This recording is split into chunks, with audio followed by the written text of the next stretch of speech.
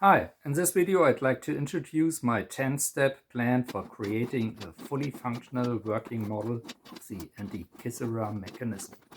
Step 1 is research. If you want to build a model of the Antikythera mechanism, you should be familiar with the scientific text about the topic.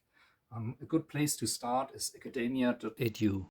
There you can find all scientific texts of the recent years covering the internals of the mechanism and how they were connected, and also about the hypothetical planetarium. Step 2 could be review of the existing replicas of the mechanism, what is good with these replicas and what could be improved. And I take as a reference my own replica, first replica that I built 2 years ago. And it includes all the functionality of the backplate with eclipse predictions and calendaric calculations, but on the front plate, no planetarium, which is definitely okay. But for my second replica, I want to include a geocentric planetarium on the front plate. One other point with my old replica, with my first replica, is that it's slightly too big. The original mechanism was quite small, and with my second replica, I want to build it at the same size. And another point is that my first replica is something like a black box. It's with copper plates. It looks quite neat, but you can't see the functionality and the internal gearing. So I decided for my second replica to build it with plexiglass panels, so you can see all the functionality and the gearing. Step 3 should be design decisions. Every replica should include all the functionality where there's direct archaeological proof that it was included or existed. That includes all the calendaric calculations on the backplate and also the eclipse predictions.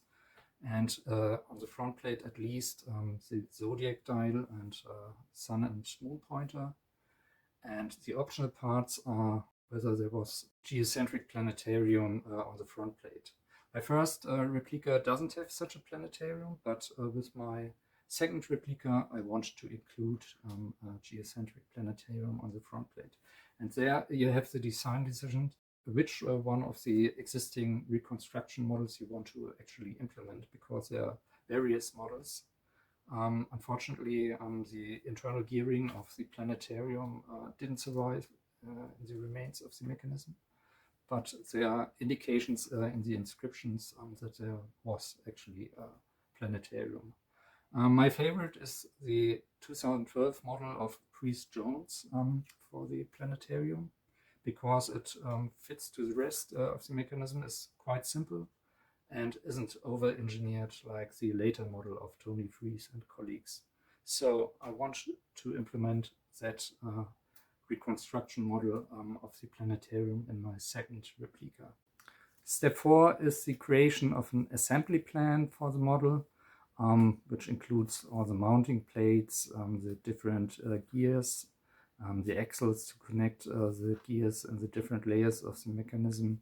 So that's the basis for the reconstruction. Step 5 is actually building an assembly model.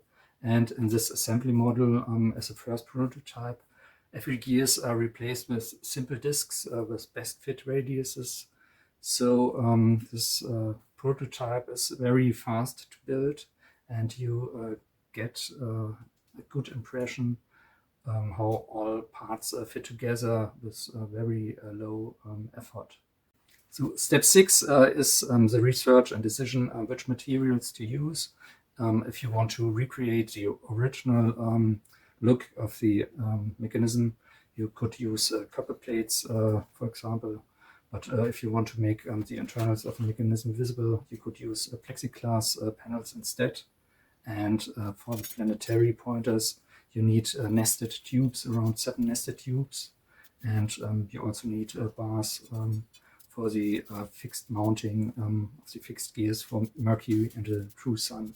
So you have to look which materials you can use and where you get them. Step 7 is designing the details of the gear wheels and of the axles to connect them. First of all, which sizes the gear wheels actually should have, and which are compound gears that are directly coupled. Step 8 is actually creating the gear wheels, and it would be a huge effort to cut them on your own from, for example, metal sheets, and especially if you want to recreate the small size of the original mechanism. So I decided for my own to create 3D object files and give them to a 3D print service. Yes. Step 9 is assembly of all parts and building a frame to cover the entirety of the mechanism. And last but not least, finally, the fine-tuning and finishing. The task is that the mechanism really looks neat. So work is still in progress. Currently I'm at step 5 with creating the assembly model. If you are interested in the ongoing construction process, don't hesitate to subscribe to this channel. Thanks, and see you next time.